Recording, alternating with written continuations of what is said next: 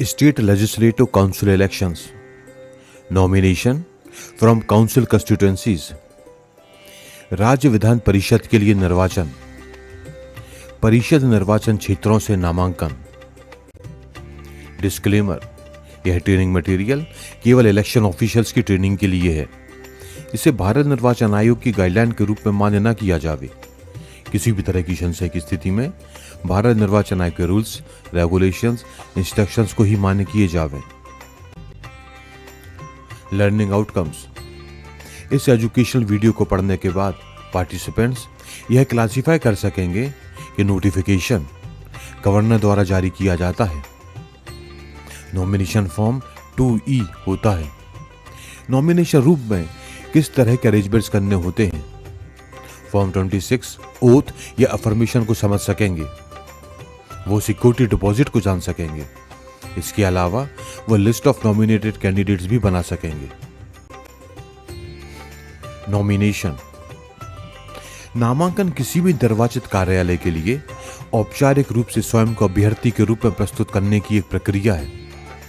ऐसे अभ्यर्थी के लिए एक व्यक्ति को संविधान और कानून के तहत अर्हता होनी चाहिए और साथ ही निरर्हता नहीं, यानी कि किसी भी आदमी को क्वालिफाइड होना चाहिए, ना कि डिस्क्वालिफाइड. नामांकन उस दिवस से प्रारंभ होता है जिस दिनांक को निर्वाचन की अधिसूचना जारी होती है और नामांकन करने के लिए निर्धारित अंतिम तिथि तक रहती है. इसमें दोनों दिनांक सम्मिलित हैं. हालांकि ऐसी अवधि के दौरान किसी भी सार्वजनिक अवकाश पर कोई नामांकन प्रस्तुत नहीं किया जा सकता. Press note of the commission. आयोग द्वारा जारी प्रेस नोट से भ्रमित न हो. प्रेस नोट आमतौर पर एक सप्ताह पहले जारी किया जाता है और इसमें वह दिनांक सम्मिलित होती है जिस दिवस अधिसूचना जारी की जानी है और निर्वाचन का पूरा कार्यक्रम रहता है. आमतौर पर इसे वैधानिक दस्तावेज नहीं माना जाता. इसलिए प्रेस नोट में उल्लिखित अधिसूचना की दिनांक निर्वाचन प्रक्रिया यानी कि नामांकन के लिए अपरिवर्तनीय प्रारंभ बिंदु बन जाती है. Notification and public notice. नामांकन का कार्य लोक प्रतिनिधित्व अधिनियम 1951 के सेक्शन 16 के तहत राज्यपाल द्वारा अधिसूचना जारी करने की दिनांक से प्रारंभ होता है. Section 30 of RP act 1951. आयोग द्वारा शासकीय राजपत्र में अधिसूचना का प्रकाशन किया जाएगा जिसे संबंधित राज्य के आधिकारिक राजपत्र में पुनः प्रकाशित किया जाएगा, जिसमें नाम निर्देशन की अंतिम तिथि, संवीक्षा की तिथि व अभ्यर्थता वापसी की अंतिम तिथि का और समय का उल्लेख होगा. Public notice. निर्वाचन के संचालन नियम 1961 के नियम 3 के तहत रिटर्निंग अधिकारी द्वारा फॉर्म 1 में निर्वाचन के संबंध में सार्वजनिक सूचना जारी की जाएगी, जैसा कि आरपी एक्ट 1951 के सेक्शन 31 में उल्लिखित है. सार्वजनिक सूचना पूर्वाह्न 11 बजे, जो कि नामांकन प्रस्तुत करने का समय होगा, से पूर्व प्रकाशित की जाएगी. Languages of public notice. सार्वजनिक सूचना अंग्रेजी और राज्य के आधिकारिक उद्देश्यों के लिए उपयोग की जाने वाली भाषाओं या राज्य के उस विशेष क्षेत्र की क्षेत्रीय भाषा में प्रकाशित की जाएगी जिसमें निर्वाचन क्षेत्र पूरी तरह से स्थित है. Section 31 of RP act 1951.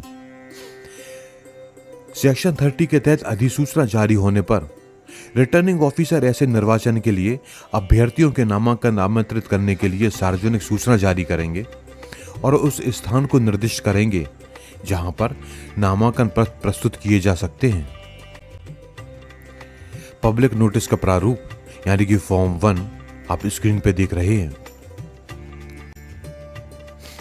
सार्वजनिक नोटिस में रिटर्निंग ऑफिसर को निर्दिष्ट करना होगा एआरओ का नाम, जो रिटर्निंग ऑफिसर के अलावा नामांकन को प्राप्त कर सकेंगे, वह स्थान जहां पर नामांकन पत्र प्रस्तुत या जमा किए जा सकेंगे. सार्वजनिक सूचना केवल रिटर्निंग ऑफिसर के हस्ताक्षर से ही जारी की जाएगी. कोई अन्य प्राधिकारी यह सार्वजनिक सूचना जारी नहीं कर सकते. रिटर्निंग ऑफिसर और असिस्टेंट रिटर्निंग ऑफिसर के नोटिस बोर्ड तथा अन्य प्रमुख सार्वजनिक कार्यालयों में इसे प्रदर्शित किया जाएगा जैसे कि पंचायत समिति, ग्राम पंचायत के कार्यालय इत्यादि। सार्वजनिक सूचना में सम्मिलित होगा। नाम निर्देशन पत्र किसे प्रस्तुत किया जा सकता है? सहायक रिटर्निंग अधिकारी के नाम, नाम निर्देशन प्रस्तुत करने की अंतिम दिनांक व समय, नाम निर्देशन प्रस्तुत करने का स्थान, संवीक्षा का स्थान, दिनांक व समय, मतदान की दिनांक व समय अवधि जिसमें कि मतदान किया जाएगा का उल्लेख किया जाएगा। ARO's role in nomination. ARO संवीक्षा के अलावा रिटर्निंग ऑफिसर का कोई भी कार्य कर सकते हैं जब तक कि रिटर्निंग ऑफिसर को ऐसी संवीक्षा करने से अपरिहार्य कारणों से रोका ना जाए। इस तरह की घटना जो कि बहुत दुर्लभ हुई, रिटर्निंग ऑफिसर को विशेष रूप से लिखित रूप में ARO का नाम और पदनाम संवीक्षा के लिए अधिकृत करना होगा। सहायक रिटर्निंग ऑफिसर को सहायक रिटर्निंग ऑफिसर के रूप में विभिन्न पेपर्स और डॉक्यूमेंट्स पर हस्ताक्षर करने चाहिए, ना कि रिटर्निंग ऑफिसर के रूप में। Nomination form. State legislative council elections में काउंसिल कंस्टिट्यूएंसीज के लिए नॉमिनेशन फॉर्म 2E होता है। फॉर्म 2E में 5 पार्ट होते हैं। पहला पार्ट कैंडिडेट द्वारा भरा जाएगा, दूसरे पार्ट में कैंडिडेट का डिक्लेरेशन होता है, तीसरे पार्ट में इंफॉर्मेशन होती है जो कि फॉर्म में है और इसे रिटर्निंग ऑफिसर द्वारा भरा जाएगा। चौथे पार्ट में रिटर्निंग ऑफिसर का डिसीजन होता है कि वह नॉमिनेशन फॉर्म एक्सेप्ट कर रहे हैं या रिजेक्ट। और लास्ट पार्ट यानी कि 5th पार्ट में रिसीप्ट होती है और स्क्रूटनी का नोटिस होता है। Arrangements during nomination. निर्बाध बिजली आपूर्ति के साथ 360 डिग्री CCTV कवरेज का कैमरा होना चाहिए। कक्ष के अंदर की घड़ी को AM या PM मोड में सेट किया जाना चाहिए और यह ठीक तरह से कार्य कर रही हो। वीडियो कैमरा और CCTV की घड़ी का मिलान रिटर्निंग ऑफिसर के कक्ष में लगी घड़ी से होना चाहिए। नामांकन फॉर्म जमा करने की पूरी कार्यवाही की वीडियोग्राफी की जाएगी। नामांकन जमा करने के अंतिम दिवस के दिन दोपहर 2 बजे से लगातार बगैर एडिटिंग की वीडियोग्राफी की जाएगी। रिकॉर्डिंग को उचित रूप से संरक्षित किया जाएगा। Restriction on vehicles and people. Returning officer कार्यालय से 100 मीटर की परिधि के अंदर अधिकतम 3 वाहन ही अनुमत होंगे। अभ्यर्थी सहित अधिकतम 5 लोग रिटर्निंग ऑफिसर के कक्ष में प्रवेश कर सकेंगे। Restriction of vehicles and people for SPG protectee.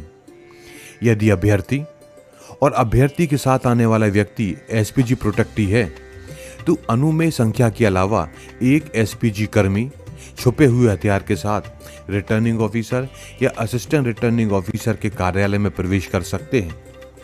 वाहनों की संख्या मौजूदा प्रावधान अनुसार रहेगी। Basic requirements about nomination. Nomination form को रिटर्निंग ऑफिसर के कार्यालय से प्राप्त किया जा सकता है।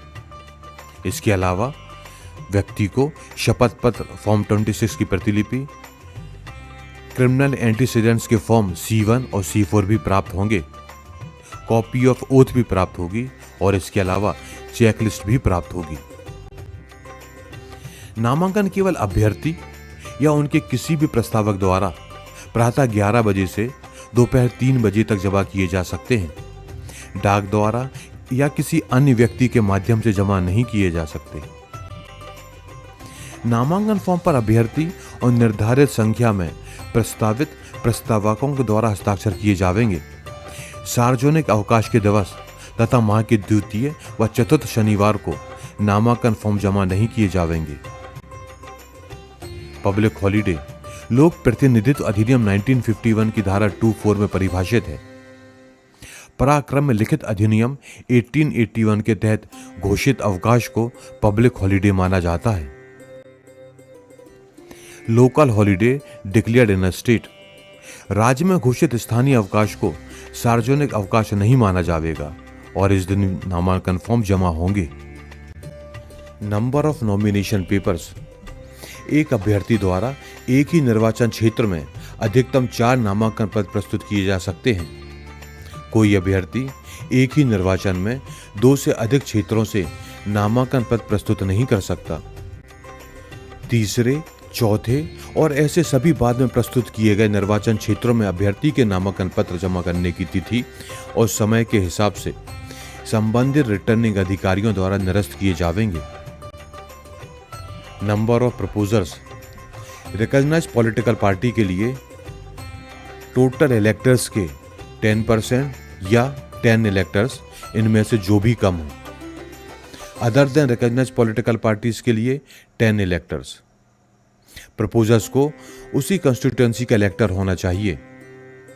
रिकॉग्नाइज्ड पॉलिटिकल पार्टी से आशा है नेशनल पार्टी या उस राज्य से संबंधित स्टेट पार्टी। एक प्रस्तावक एक ही अभ्यर्थी या विभिन्न अभ्यर्थियों के एक से अधिक नामांकन पत्रों पर हस्ताक्षर कर सकते हैं। प्रस्तावक के रूप में नामांकन पत्र पर हस्ताक्षर करने के बाद प्रस्तावक ऐसे प्रस्तावक होने से पीछे नहीं हट सकते। इफ प्रपोजर्स आर इलिटरेट, निरक्षर प्रस्तावकों के अंगूठे का निशान लिया जाएगा तथा इसे रिटर्निंग ऑफिसर या असिस्टेंट रिटर्निंग ऑफिसर या आयोग द्वारा अधिकृत अधिकारी द्वारा प्रमाणित किया जाएगा। Dismissal from government service.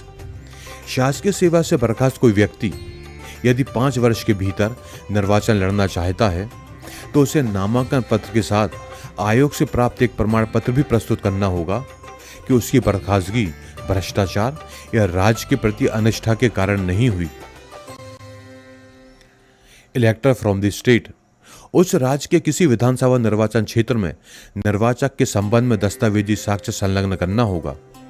उस निर्वाचन क्षेत्र की निर्वाचक नामावली के रूप में साक्ष्य जिसमें अभ्यर्थी का नाम पंजीकृत है या उसका कोई प्रासंगिक भाग या ऐसी सूची में प्रासंगिक प्रविष्टियों की प्रमाणित प्रति संलग्न करना होगी।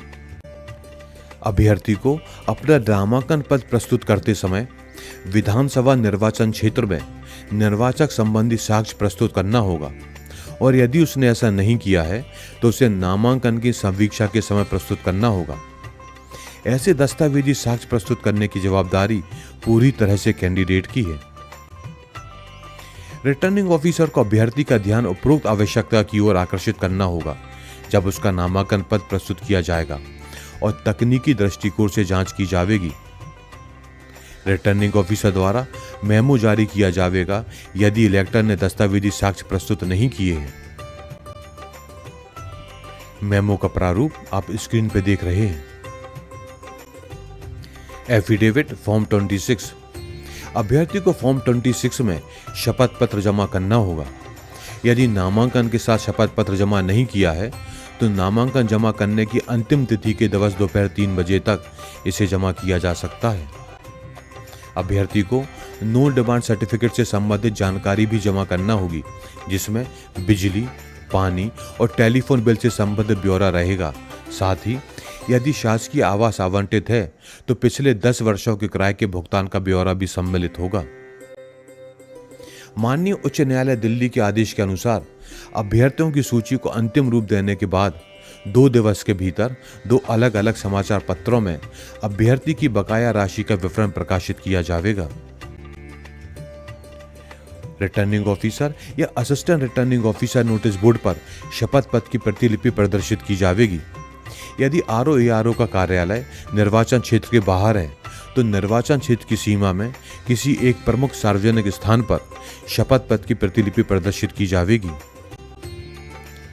जो कोई व्यक्ति शपथ पत्र की फोटोकॉपी की मांग करेगा उसे मानक प्रतिलिपि शुल्क के भुगतान पर शपथ पत्र की प्रतियां प्रदान की जाएंगी। नामांकन के 24 घंटे के अंदर सीईओ की वेबसाइट पर यह शपथ पत्र अपलोड किए जाएंगे। विभिन्न सार्वजनिक कार्यालयों में शपथ पत्र के पार्ट बी के सार को प्रदर्शित किया जाएगा।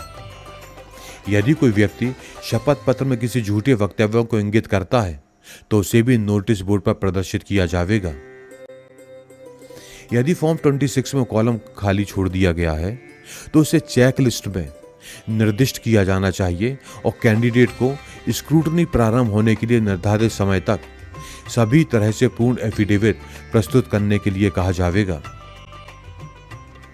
रिटर्निंग ऑफिसर द्वारा अनुस्मारक के बाद भी सभी तरह से पूर्ण संशोधित एफिडेविट फॉर्म 26 प्रस्तुत करने में विफलता के कारण नामांकन पत्र को अस्वीकार करने का एक आधार होगा।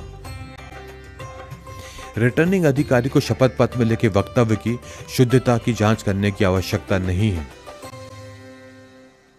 चेकलिस्ट। चेकलिस्ट रिटर्निंग ऑफिसर या निर्दिष्ट असिस्टेंट रिटर्निंग ऑफिसर द्वारा 2 प्रतियों में तैयार की जाएगी। यदि दस्तावेजों में कोई त्रुटि या कमी है तो उसे चेकलिस्ट में निर्दिष्ट किया जाएगा। सौंपी गई चेकलिस्ट की प्रति पावती के साथ साथ संबंधित दस्तावेज जमा करने के नोटिस के उद्देश्य को भी पूरा करेगी। चेकलिस्ट का प्रारूप आप स्क्रीन पर देख रहे हैं। Security deposit and number of shares. State legislative council elections के लिए सिक्योरिटी डिपॉजिट ₹10,000 है। इसे चेक या बैंक ड्राफ्ट द्वारा स्वीकार नहीं किया जाएगा। SC/ST कैंडिडेट्स के लिए आधी सिक्योरिटी डिपॉजिट जमा करनी होगी। Returning officer assistant returning officer के समक्ष नामांकन पत्र प्रस्तुत करते समय नकद में या RBI या गवर्नमेंट ट्रेजरी में अग्रिम रूप से जमा की जानी चाहिए। यदि इसे गवर्नमेंट ट्रेजरी में जमा किया जाता है तो हेड आप स्क्रीन पर देख रहे हैं। एक अभ्यर्थी अधिकतम 4 नामांकन पत्र जमा कर सकता है, लेकिन यदि वह 4 नामांकन पत्र जमा करता है तो भी उसे केवल एक ही सिक्योरिटी डिपॉजिट जमा करनी होगी। इसी प्रकार अन्य सभी दस्तावेजों के लिए केवल एक मूल प्रति ही आवश्यक होगी। यदि किसी अभ्यर्थी द्वारा 4 से अधिक नामांकन फॉर्म जमा किए जाते हैं तो 5वें सेट को अनदेखा कर दिया जाएगा, लेकिन सुनिश्चित करें कि ऐसा ना हो। Preliminary examination of nomination paper.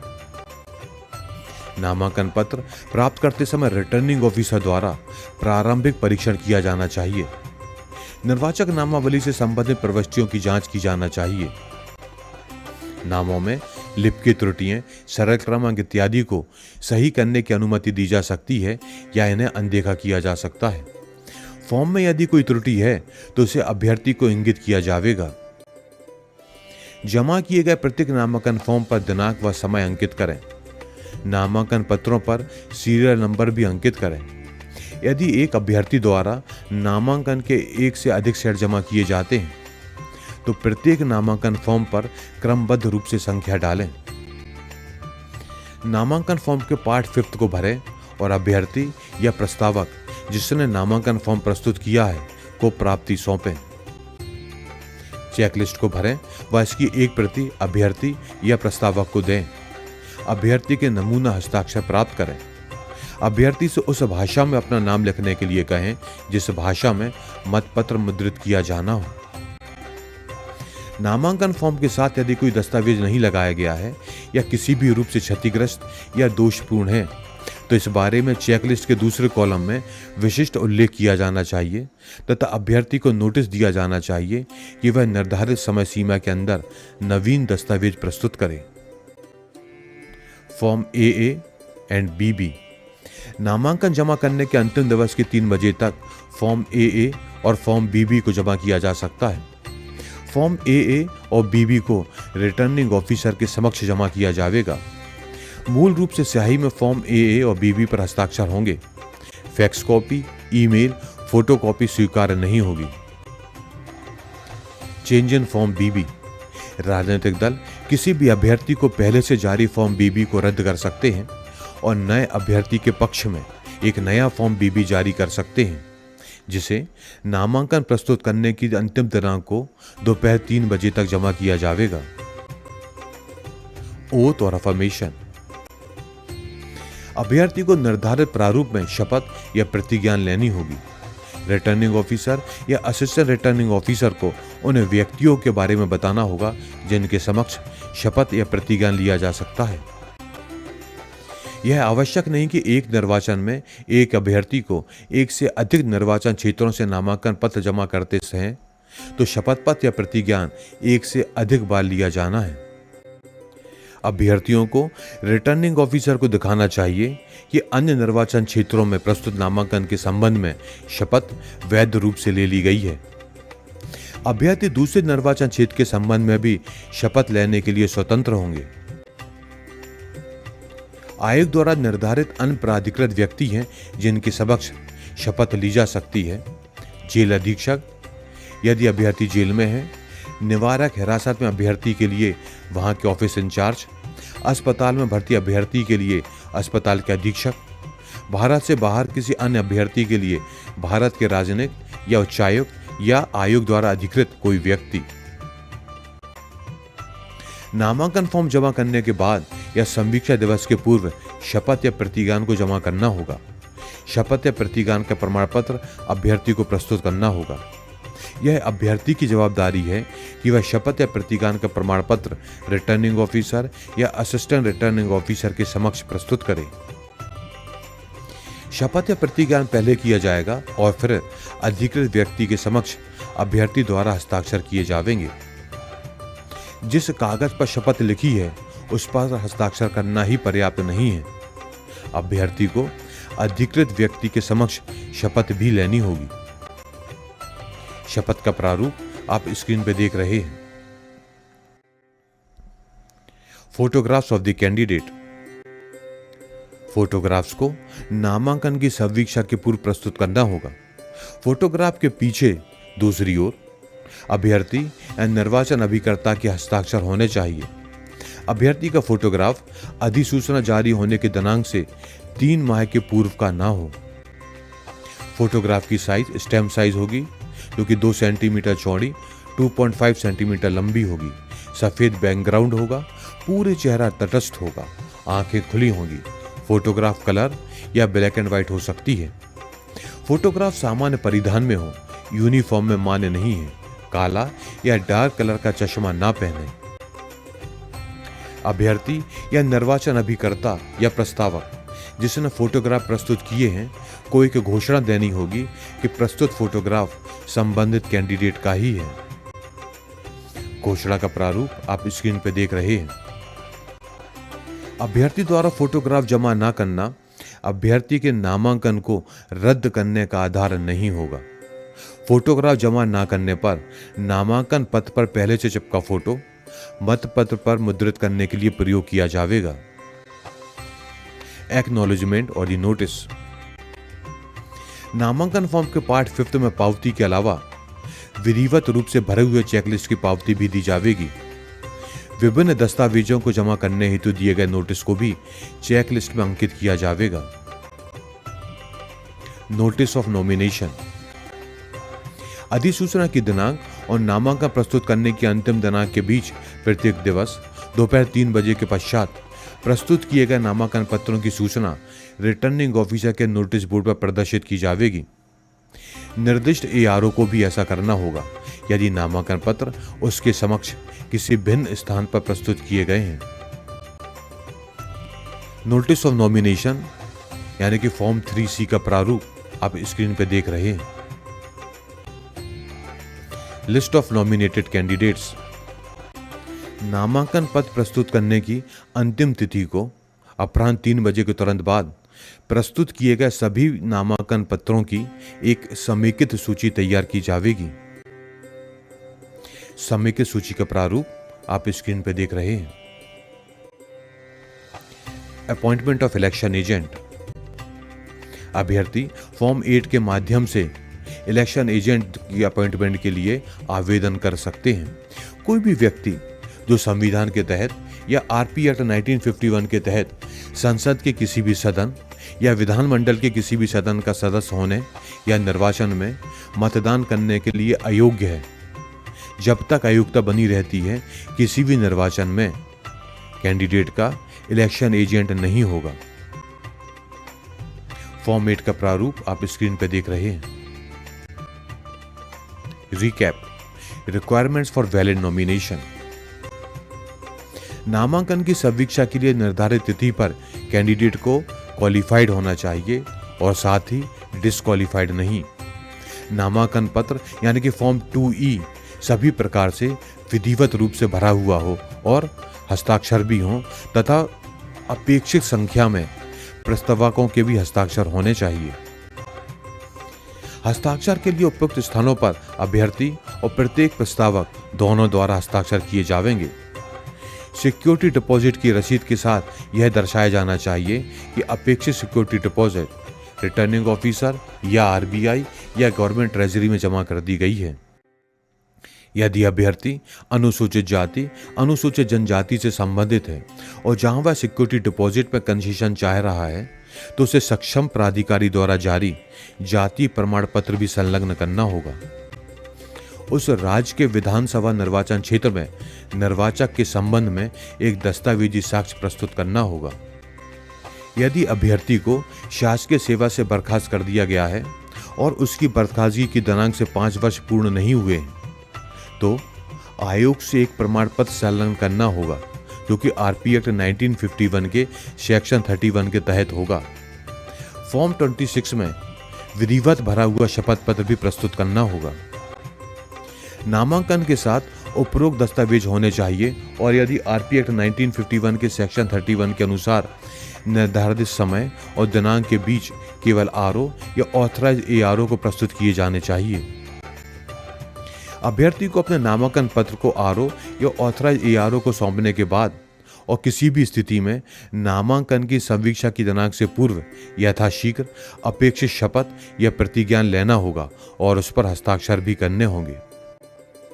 इसके अलावा यदि कोई अभ्यर्थी यह दावा करता है कि उसे किसी मान्यता प्राप्त राजनीतिक दल द्वारा खड़ा किया गया है तो उसे यह सुनिश्चित करना होगा कि फॉर्म AA और BB नामांकन प्रस्तुत करने की अंतिम तिथि पर दोपहर 3 बजे से पूर्व रिटर्निंग ऑफिसर के पास पहुंच गए हों। यदि अभ्यर्थी ने वर्णित प्रत्येक आवश्यकता का अनुपालन सुनिश्चित करने का ध्यान रखा है तो वह नामांकन की समीक्षा के समय अपने नामांकन को स्वीकार किए जाने के बारे में यथोचित रूप से आश्वस्त हो सकता है। One important point about nomination, कानून के तहत आवश्यक नहीं कि स्नातक निर्वाचन क्षेत्र या शिक्षक निर्वाचन क्षेत्र से निर्वाचन के लिए अभ्यर्थी को स्नातक या शिक्षक होना हो। ऐसे निर्वाचन क्षेत्र में नामांकन पत्र ऐसे अभ्यर्थियों द्वारा भी प्रस्तुत किया जा सकता है जो कि स्नातक या शिक्षक नहीं है।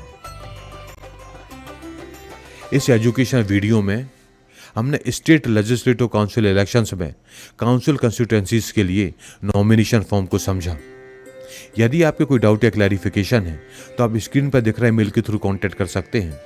रूल्स एंड रेगुलेशंस के दूसरे वीडियो देखने के लिए स्क्रीन पर दिख रही वेबसाइट पर विजिट करें। थैंक यू, धन्यवाद।